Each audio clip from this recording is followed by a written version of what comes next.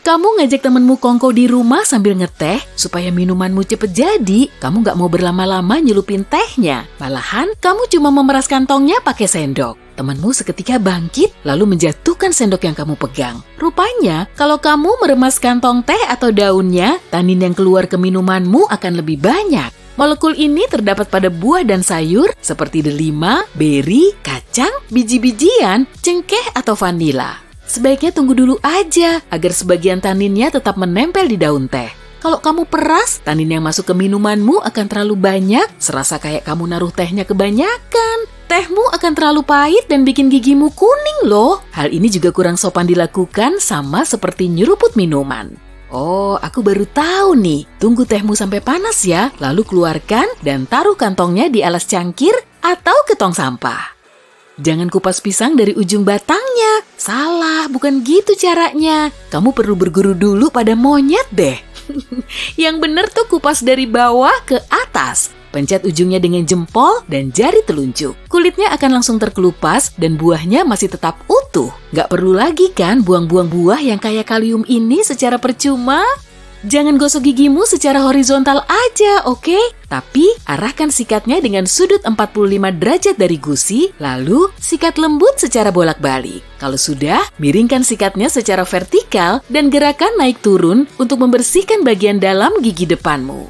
Saat nyalain mixer, jangan lupa pasang piring kertas pada pengocoknya. Dengan begini, adonanmu nggak akan muncrat kemana-mana.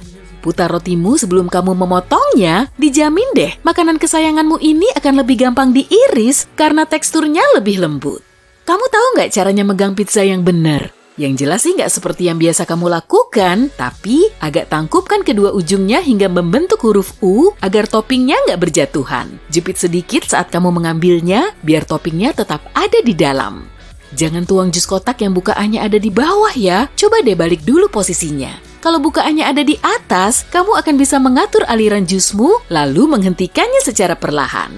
Tiap kali di SPBU, kamu harus muterin mobil dulu ya buat nyari tangki bensinnya. Nggak perlu. Di indikator pengukur bensin kan sudah ada tanda panah yang bisa nunjukin posisi tangkimu. Kalau kamu kesulitan memeras lemon, masukkan dulu ke microwave selama sekitar 10 detik. Keluarkan, dinginkan, lalu potong jadi 2. Wah, mantul! Kamu jadi bisa memerasnya dengan tangan kosong karena teksturnya sudah jauh lebih lembut. Mulai sekarang, jangan pasang penjepit rambut yang bergerigi di bagian atas ya. Sebaiknya balikan dulu karena bagian yang bergerigi bisa bikin rambutmu lebih tertata. Sebetulnya sih kamu nggak perlu repot-repot ngeluarin aluminium foil dari wadahnya. Di kedua sisi wadahnya sudah ada lubang tap. Tekan aja tapnya, lalu ambil foil yang kamu perlukan langsung dari wadahnya. Jangan ganti wadah Chinese food yang kamu bawa pulang ya. Buka aja lipatannya secara perlahan. Tada! Berubah jadi piring kecil. Daripada capek-capek menggosok wajan dan panci kotor, coba deh gunakan perkakas kotormu itu untuk merebus air, kemudian tambahkan cuka. Angkat dari kompor, lalu buang airnya ke wastafel. Kerak yang menempel akan gampang terlepas. Jangan lupa, gosokkan juga potongan lemon di bagian dasar dan sampingnya biar alat masakmu makin kinclong. Lapisi talenanmu dengan air lemon agar kamu nggak sesenggukan saat motong bawang bombay. Atau taruh di freezer selama 15 menit, kamu juga bisa memotongnya di dalam rendaman air agar senyawa sulfur yang bikin matamu pedih nggak masuk mata.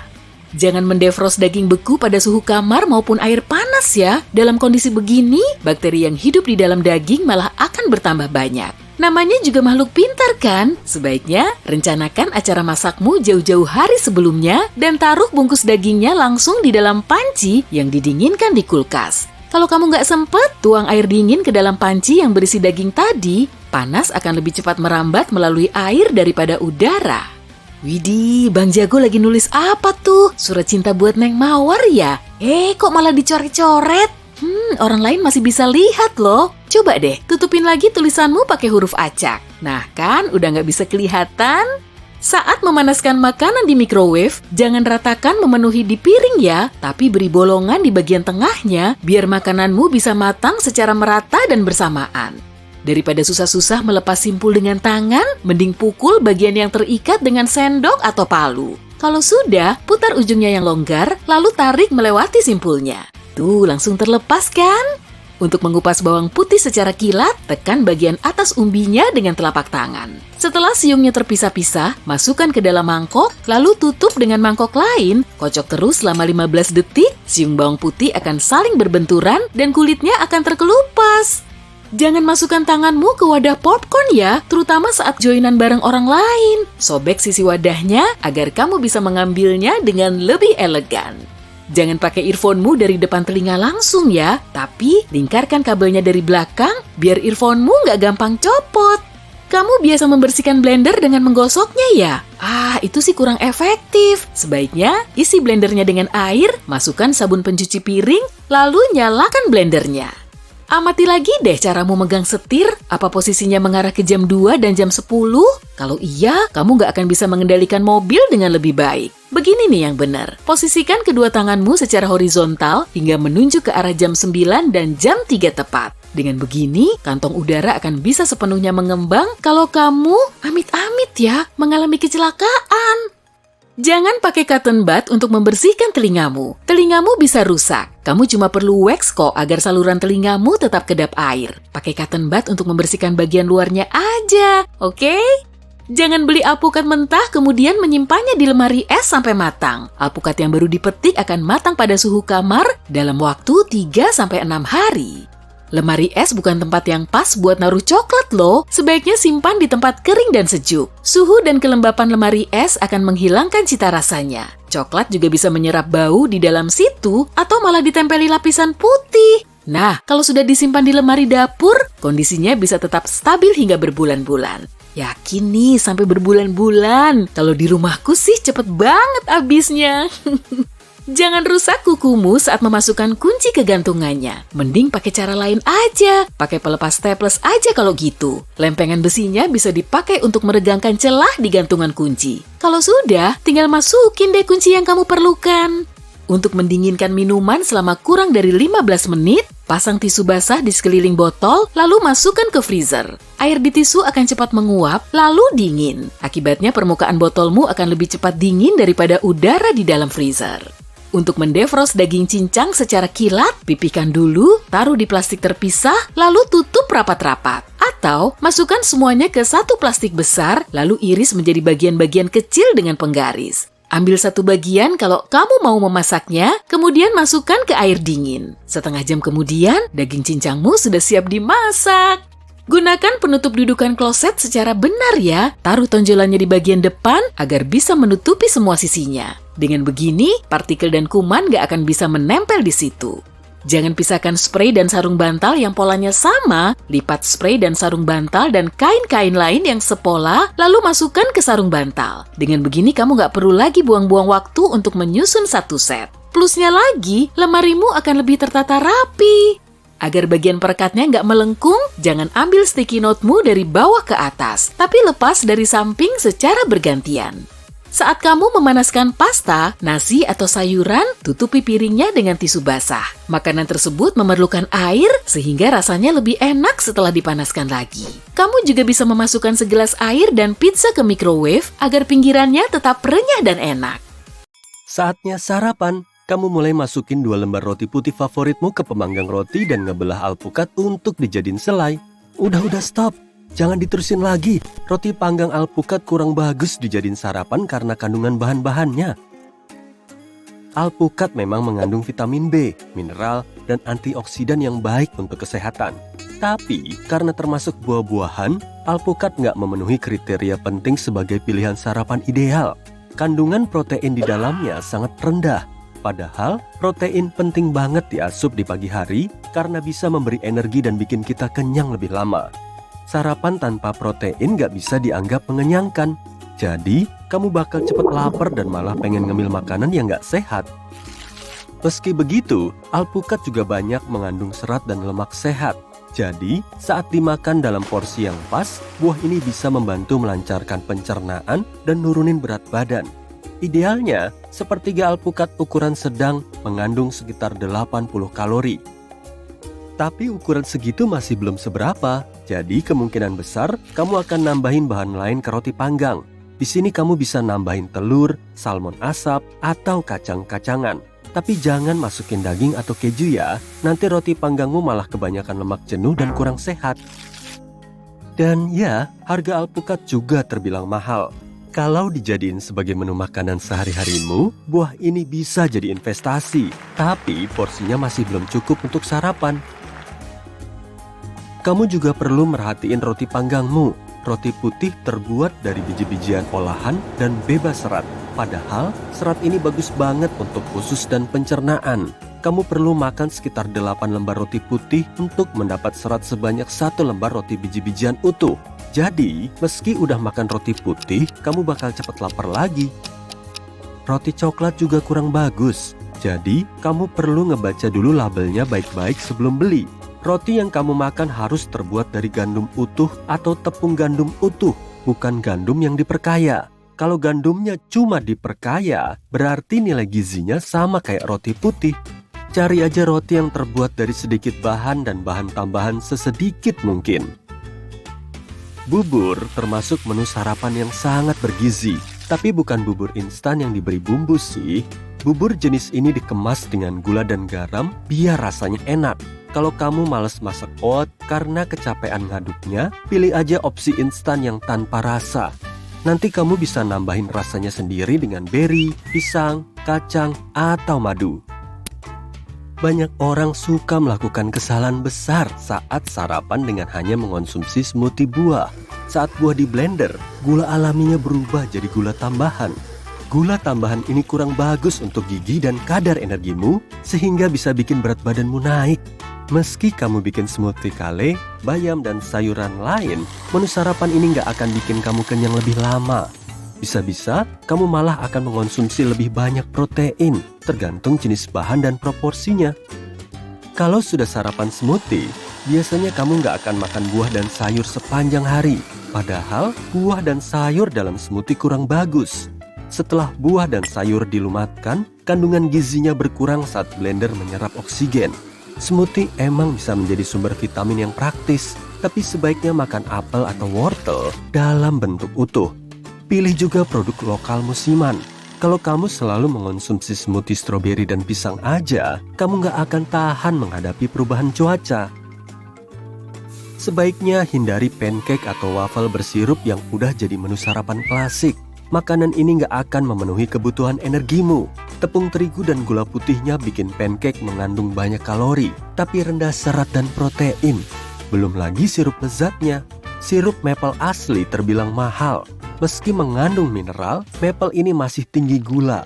Sedangkan maple yang murah nggak terbuat dari getah maple, tapi dari sirup jagung yang tinggi fruktosa, jadi lebih jelek dari gula biasa. Tapi kalau kamu memang harus sarapan pancake atau waffle, pilih aja tepung biji-bijian utuh, tepung almond, atau tepung gram. Gak apa-apa kan ya kalau kita makan yogurt rendah lemak atau yang tanpa lemak? Tapi kalau yogurt ini punya rasa, lemaknya yang rendah tetap terkompensasi dengan gula tambahan.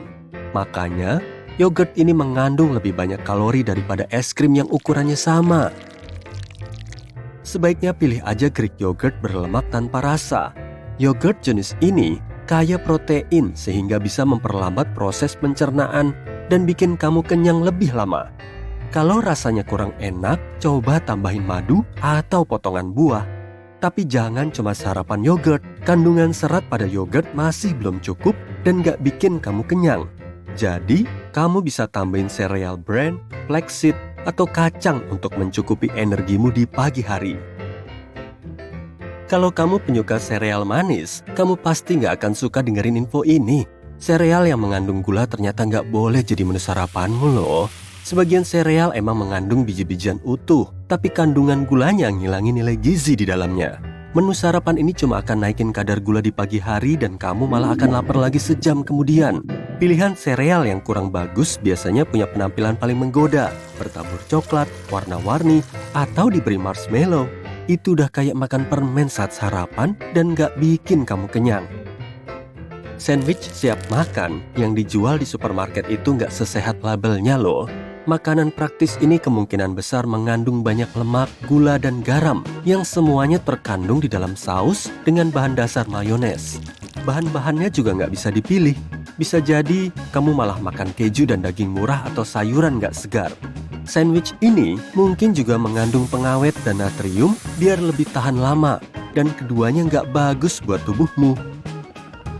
Meski bisa diminum saat sarapan, kopi nggak akan mampu menggantikan sarapanmu. Kopi nggak mengandung kalori, protein, maupun serat. Jadi, cuma dengan minum secangkir kopi aja, kamu akan kehilangan semua gizi yang diperlukan untuk memulai hari. Kamu akan mendapat lonjakan energi, tapi itu cuma bertahan selama beberapa jam. Selain itu, kamu akan gampang marah dan kurang fokus. Sebaiknya hindari minuman kopi bergula seperti karamel macchiato, mocha coklat putih, dan pumpkin spice latte. Kandungan gula di dalamnya lebih banyak dari yang kamu perlukan dan bisa memberi kalori berlebih pada diet harianmu. Kalau kamu penyuka hash brown, perhatiin baik-baik deh. Baik yang dijual di tempat sarapan cepat saji maupun di supermarket, semua hash brown udah digoreng sebelumnya. Makanya, kandungan lemak dan kalorinya lebih tinggi. Mending kamu masak sendiri aja, biar kandungan minyaknya bisa seminim mungkin. Meski banyak menu sarapan yang perlu dihindari, kamu tetap perlu sarapan. Saat kamu tidur, sistem pencernaanmu beristirahat. Tapi kalau istirahatnya terlalu lama, kamu bakal makan berlebihan dan memilih makanan tinggi gula untuk menaikkan energimu. Ngelewatin sarapan bisa memperlambat metabolisme dan bikin kamu nggak fokus. Jadi, sebaiknya pilih sarapan yang lebih sehat aja, mulai dari oatmeal dan tomat, roti panggang gandum utuh, hash ubi, hingga overnight oat. Ada banyak pilihan kan? Kita pasti punya ritual pagi biar badan kita segar setelah tidur. Selain olahraga dan mandi air hangat, makanan pertama yang kamu masukkan ke perut kamu yang lapar bisa menentukan keseharian kamu. Makanya, kamu perlu tahu makanan apa yang nggak boleh dimakan saat perut kosong. Setidaknya ada pisang kan? Buah ini bagus saat kita malas makan sarapan. Salah! Meskipun segar dan menyehatkan, pisang bisa bikin perut sakit kalau dimakan pada waktu yang salah. Buah ini kaya magnesium yang bisa menyebabkan masalah pencernaan dan pada beberapa kasus bikin tekanan darah naik. Tapi kalau kamu suka makan pisang, coba deh kamu campur dengan oatmeal karena oatmeal menghasilkan asam klorida yang bikin lapisan pada lambung sehingga mencegah iritasi. Pisang cocok dimakan pada pagi hari dengan makanan sehat lain seperti bubur, selai kacang, buah kering, atau kacang. Enak banget makan croissant renyah dan hangat untuk sarapan. Sebenarnya, kue, pastry, pizza, dan roti-rotian biasanya mengandung ragi yang bisa membahayakan lapisan lambung kalau dimakan saat perut kita kosong. Makanan ini juga bisa bikin perut kembung, makanya nggak bagus jadi makanan pertama di pagi hari. Tapi kamu bisa ganti roti putih biasa dengan roti gandum utuh sourdough. Malah roti jenis ini bagus banget jadi makanan pertama kamu. Roti ini kaya karbohidrat yang sangat penting untuk diet seimbang dan menjaga bakteri di usus. Segelas jus jeruk segar emang kelihatan instagramable pas difoto di nampan sarapan mewah. Tapi jus jeruk nggak begitu ramah di perut. Smoothie atau jus buah mengandung fruktosa yang terlalu tinggi sehingga bisa membebani kerja pankreas dan hati yang masih lambat di pagi hari. Buah emang bagus dimakan kapan aja, kecuali pagi-pagi. Buah sitrus sebaiknya dimakan setelah kamu makan yang lain. Kalau enggak bisa bahaya buat badan loh. Kandungan fruktosa dan serat yang tinggi bisa bikin metabolisme bekerja lebih lambat pada siang hari. Para ahli juga nggak menyarankan makan lebih dari 2 jeruk per hari supaya perut kamu nggak sakit. Kalau kamu udah biasa sarapan dengan buah, pilih aja pepaya atau semangka. Buah ini bisa membantu membersihkan toksin dari tubuh dan bikin kamu merasa bugar seharian. Salad segar emang bagus, tapi para ahli menyarankan jangan jadikan sayuran mentah makanan pertama kamu. Setelah berjam-jam gak makan, perut bisa kesulitan mencerna serat kasar. Jadi kalau gak mau sakit perut dan merasa gak nyaman, makan saladnya nanti aja ya. Kita bahas tren air panas di pagi hari yuk. Kamu mungkin udah melihat banyak variasinya. Blogger menyarankan campurkan air dengan berbagai bahan, mulai dari air lemon dan biji chia sampai soda kue. Ramuan ini tentunya butuh penelitian dan pengakuan sains dulu, tapi sebagian besar ahli setuju kalau segelas air hangat di pagi hari bisa membantu pergerakan usus dan menyiapkannya untuk sepanjang hari. Sementara itu jangan minum minuman dingin sebelum memasukkan apa-apa ke mulut karena bisa merusak selaput lendir. Sistem pencernaan bisa jadi lamban atau bahkan bikin sensasi nggak nyaman di perut dan sakit perut.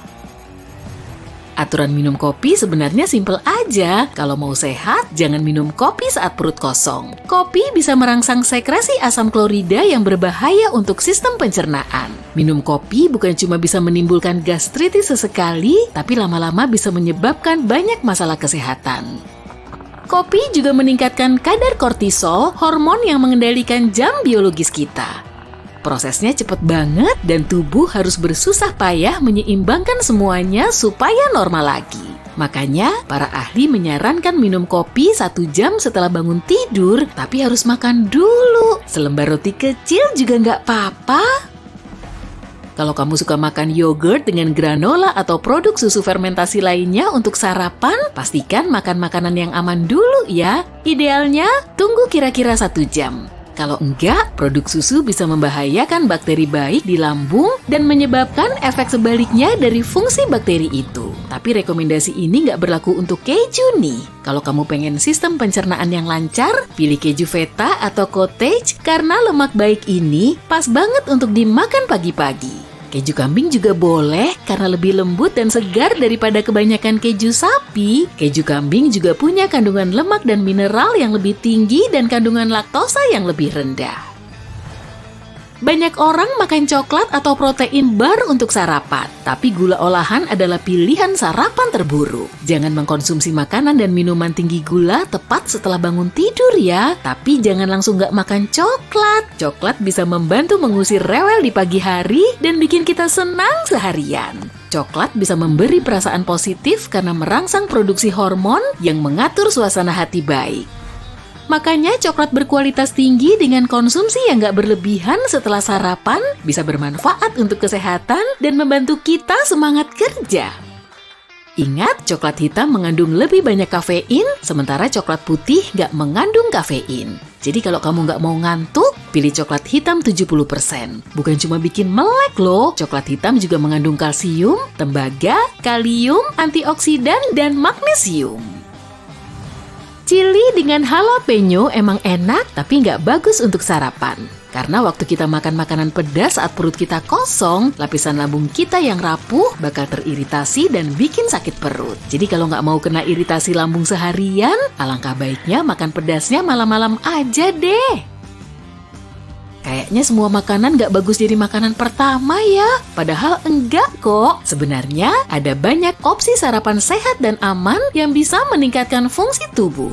Misalnya kacang-kacangan. Makanan mini ini kayak vitamin, mineral, protein, dan asam lemak omega 3 yang baik. Jadi makan kacang pagi-pagi bisa bergizi banget loh. Kacang bakal bikin kamu bertenaga pada siang hari dan membantu melawan kebiasaan makan terlalu banyak. Konsumsi kacang juga bisa membantu menjaga keseimbangan pH di dalam lambung, tapi jangan berlebihan ya, karena kacang sangat berlemak. Para ahli menyarankan makan 1 genggam kacang sehari atau kira-kira 2 sendok makan aja. Ada juga yang menyarankan rendam kacang di dalam air semalaman supaya lebih bermanfaat dan lebih mudah dicerna. Hal ini juga bisa diterapkan pada kurma, kismis, dan buah serta beri kering lainnya. Kalau kamu mencemaskan berat badan dan kesehatan kamu, pilihan sempurna untuk sarapan adalah telur. Telur bisa ngasih perasaan kenyang tanpa begah, sehingga membantu mengontrol nafsu makan seharian. Telur juga tinggi protein dan rendah kalori. 2 sendok makan mata gandum sebelum sarapan akan ngasih kamu banyak vitamin dan asam folat. Makanan super ini mengandung serat makanan yang membantu memperlancar sistem pencernaan. Mata gandum juga mengandung zat anti-aging.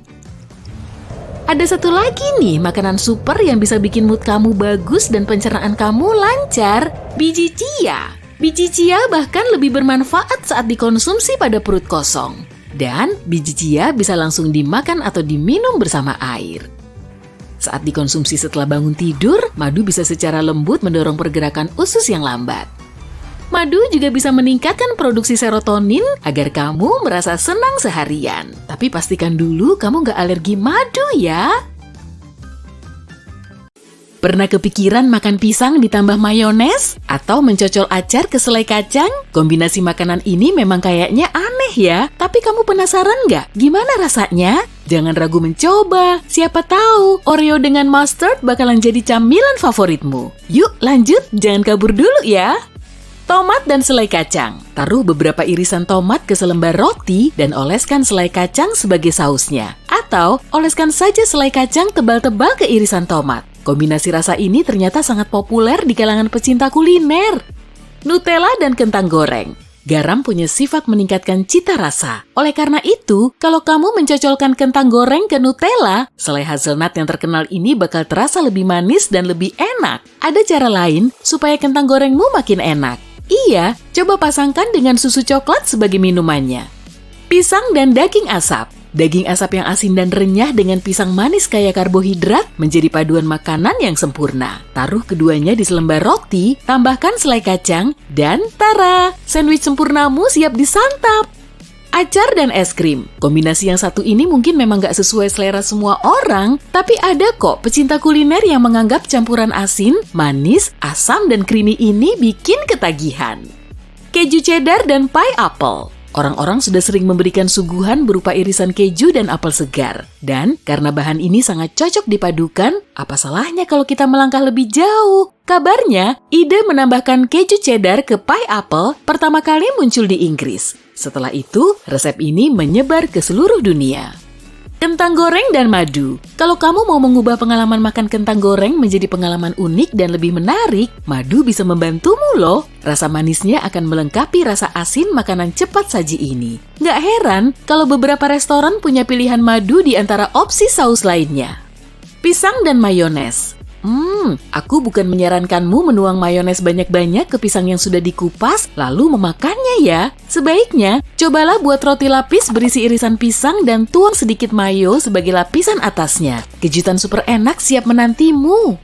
Coklat dan keripik kentang. Kombinasi rasa asin manis ini luar biasa. Bahkan, keripik kentang saus coklat sudah banyak peminatnya. Banyak merek keripik kentang menambahkan campuran rasa ini ke barisan produk mereka. Burger dan selai. Di zaman sekarang, kamu bisa memesan kombinasi ini di sebagian besar restoran. Dan tenang aja, tak akan ada orang yang menganggapmu aneh. Mungkin ada ya beberapa. Makin banyak orang yang memilih opsi ini dibanding burger dengan saus tomat biasa. Popcorn dan susu. Ada beberapa orang kreatif yang mengganti sereal sarapan mereka dengan popcorn. Mereka menambahkan susu dan mengklaim hidangan ini sama enaknya dibanding sereal biasa yang sudah dikenal banyak orang. Berani coba?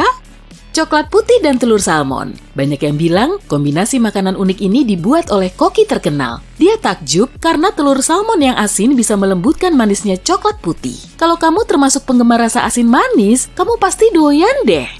Selai kacang dan acar. Kalau kamu kurang tertarik mencocol acar ke selai kacang yang keras, cobalah gabungkan kedua bahan ini jadi sandwich. Dengan kombinasi ini, rasa cuka dari acar akan melarutkan rasa lengket selai kacang. Semangka dan garam. Kamu-kamu yang belum pernah mencoba kombinasi rasa ini pasti mengira bahwa garam malah menghilangkan rasa manis semangka. Tapi kenyataannya justru sebaliknya loh. Sejumput garam malah akan meningkatkan rasa semangka.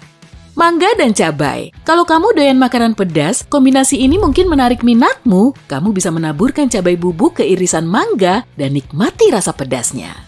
Selai kacang dan daging asap. Ingat kombinasi pisang dan daging asap tadi? Sekarang waktunya mengganti si pisang dengan selai kacang. Kelembutan selai kacang akan menyeimbangkan kerenyahan daging asap. Hati-hati ya, kamu bisa langsung ketagihan. Es krim dan saus sambal. Cara paling efektif untuk memadamkan rasa makanan pedas di mulut adalah dengan minum susu. Jadi apa salahnya kalau mencoba yang satu ini? Tuang saus sambal ke es krim vanila dan puaskan jiwa petualangmu. Coklat dan alpukat. Kali ini bukan cuma menambah coklat dan alpukat ke roti panggang, kamu juga bisa membuat susu kocok alpukat dan coklat yang enak. Tekstur kental alpukat akan melengkapi rasa coklat dengan sempurna. Ada yang pernah coba di restoran? Burger dan selai kacang. Burger dengan selai buah termasuk kombinasi manis bertemu asin. Tapi burger dengan selai kacang adalah kombinasi asin bertemu lebih banyak asin. Tapi jangan cuma oleskan selai kacangmu ke burger ya. Kamu harus mengoleskannya juga saat memanggang patty-nya. Dan burgermu pasti lebih juicy. Oreo dan mustard. Mereka yang pernah mencicipi kombinasi ini menjamin rasanya benar-benar cocok. Buang atau jilat habis krim biskuit Oreo, lalu ganti dengan mustard Jerman. Aku jamin kamu nggak bakal nyesel. Selai kacang dan mayones. Meski kombinasi keduanya di dalam satu sandwich mungkin tak pernah kamu bayangkan, sejarah kedua bahan ini sangat panjang. Orang-orang mulai mencampurkan selai kacang yang kaya protein dan mayo yang kaya lemak saat masa-masa sulit. Tapi kemudian, perpaduan ini terus bertahan begitu orang-orang menyadari rasanya ternyata enak. Pizza dan madu. Madu panas bisa menjadi topping pizza yang mengejutkan, tapi juga enak. Jumlah garam berlebih yang ada, misalnya dari pepperoni, bisa diseimbangkan menggunakan madu. Jadi, kalau kamu memasak pizza di rumah, taruh pepperoni dan bubuk paprika di atas pizzamu, lalu lapisi dengan madu. Aku jamin rasanya enak. Minyak zaitun dan es krim. Untuk mendapatkan kombinasi rasa asin manis yang super lezat, taburkan sedikit minyak zaitun dan garam laut di atas es krim vanilamu. Serius? Cobain deh! Selai kacang dan sriracha. Ini kombinasi tak terduga lain dari dua bahan yang tampaknya tak bisa disatukan. Namun nyatanya, rasa manis sriracha yang muncul belakangan membuat rasa lengket selai kacang makin menarik. Dan selai kacang pada akhirnya akan menghilangkan rasa pedas sriracha. Apel hijau dan salsa. Kamu mungkin pernah mencicipi mangga atau nanas yang dicampur ke saus salsa. Jadi kenapa nggak coba pakai apel hijau? Rasanya yang agak asam, cocok sekali untuk hidangan pedas. Rasa pedas sausnya memang akan sedikit hilang, tapi pada saat yang sama, keduanya menambah cita rasa yang kuat dan agak pahit. Stroberi dan cuka balsamic. Ini adalah kombinasi Italia yang sudah terbukti super cocok. Rasa gurih dari cuka membuat stroberi terasa lebih manis. Cuka ini juga melengkapi sifat stroberi yang penuh air. Semangka dan keju feta. Greek salad klasik belum lengkap tanpa keju feta. Tapi keju ini masih sama enaknya jika dipadukan dengan buah, terutama semangka. Tekstur padat dan rasa asin keju feta memberi rasa ekstra ke semangka segar yang banyak airnya itu. Roti lapis, selai kacang, selai buah, dan biskuit ikan. Selai kacang dan selai buah sudah dipadukan sejak lama. Jadi, apa fungsi camilan bentuk ikan ini? Pecinta kuliner sejati pasti tahu komponen ini mengisi semua kekurangan yang ada. Sandwichmu mendapatkan kerenyahan yang memuaskan dan menjadi lebih gurih. Rasa asin camilan ini juga cukup untuk menyeimbangkan manisnya selai buah. Basil dan stroberi. Aku tadi sudah membahas enaknya stroberi jika dicampur cuka balsamik ya. Tapi, stroberi dan basil juga sama enaknya. Kamu bisa mencoba kombinasi ini saat membuat limun dan minuman lainnya. Rasa yogurt beku dari campuran basil dan stroberi juga sama enaknya. Air acar dan ayam. Memasak ayam dalam air acar membantu menjaga dagingnya tetap juicy. Selain itu, metode ini mempertahankan rasa alami ayam. Manfaat lainnya, kamu tidak perlu memakai garam dalam proses memasak karena air acarnya sudah cukup asin. Hummus dan cranberry kering. Setelah mencocolkan biskuit ke hummus, taburkan cranberry kering ke atasnya. Rasanya yang asam akan membuat rasa hummus dan biskuitmu berubah total.